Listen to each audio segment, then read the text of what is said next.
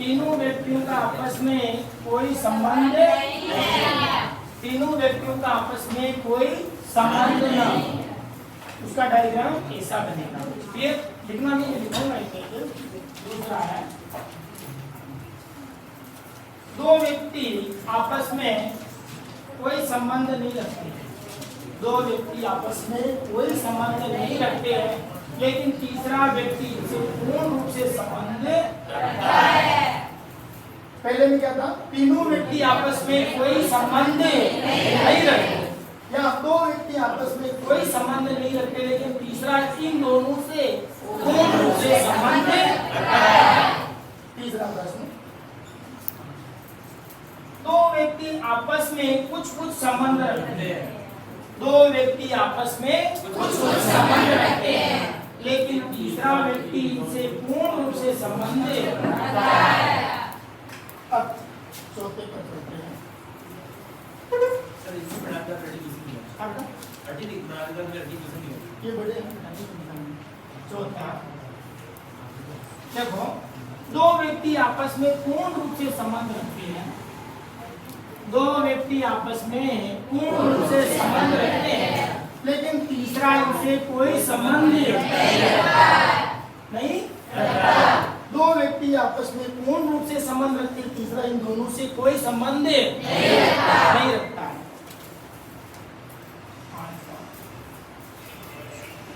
तीनों व्यक्ति आपस में पूर्ण रूप से संबंध रखते हैं। तीनों व्यक्ति आपस में पूर्ण रूप से संबंध रखते हैं। तीनों व्यक्ति, एक दो तीन, तीनों व्यक्ति आपस में पूर्ण रूप से संबंध रखते हैं।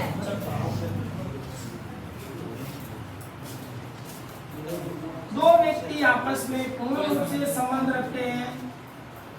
दो व्यक्ति आपस में पूर्ण रूप से संबंध रखते हैं, लेकिन तीसरा व्यक्ति दूसरे से कुछ संबंध रखता है। दो व्यक्ति आपस में पूर्ण रूप से संबंध रखते हैं, तीसरा व्यक्ति दूसरे से कुछ संबंध रखता है। तीसरा व्यक्ति दूसरे से कुछ संबंध रखता है। अब बेटा सातवां प्रश्न, दो व्यक्ति आपस में पूर्ण रूप से संबंध रखते हैं। दो व्यक्ति आपस में पूर्ण रूप से संबंध रखते हैं, लेकिन तीसरा व्यक्ति दोनों से कुछ संबंध रखता है। तीसरा व्यक्ति दोनों से कुछ संबंध रखता है। अब बेटा वापस एक बार देखना,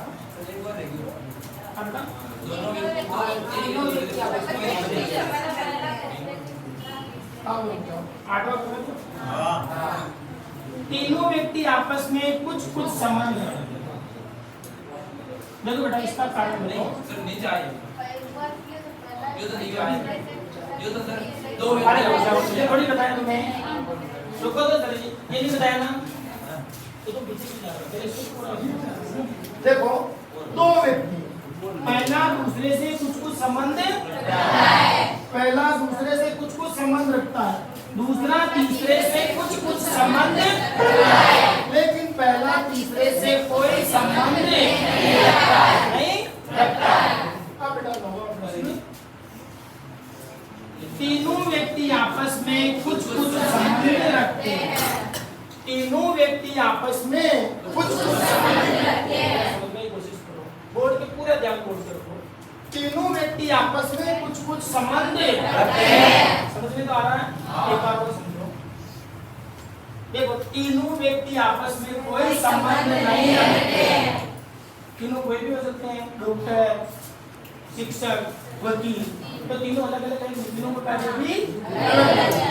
फिर देखो, दो व्यक्ति आपस में कोई संबंध नहीं रखते। दो व्यक्ति बैठे हैं, आपस में कोई संबंध नहीं रखते, लेकिन इनसे तीसरा पूर्ण रूप से संबंध रखता है। अरे तीसरे ने दोनों को घेरा नहीं, घेर गया ना। फिर देखो, दो व्यक्ति आपस में कुछ संबंध रखते हैं, लेकिन तीसरा इन दोनों से संबंध रखता है। फिर देखो, दो व्यक्ति आपस में पूर्ण रूप से संबंध रखते हैं, लेकिन तीसरा व्यक्ति दोनों से कोई संबंध नहीं रखता। दोनों से कोई संबंध नहीं रखता।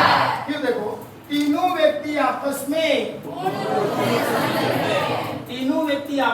पूर्ण रूप से संबंधित है। क्लियर? आगे देखो। तो पहला किसी को याद है?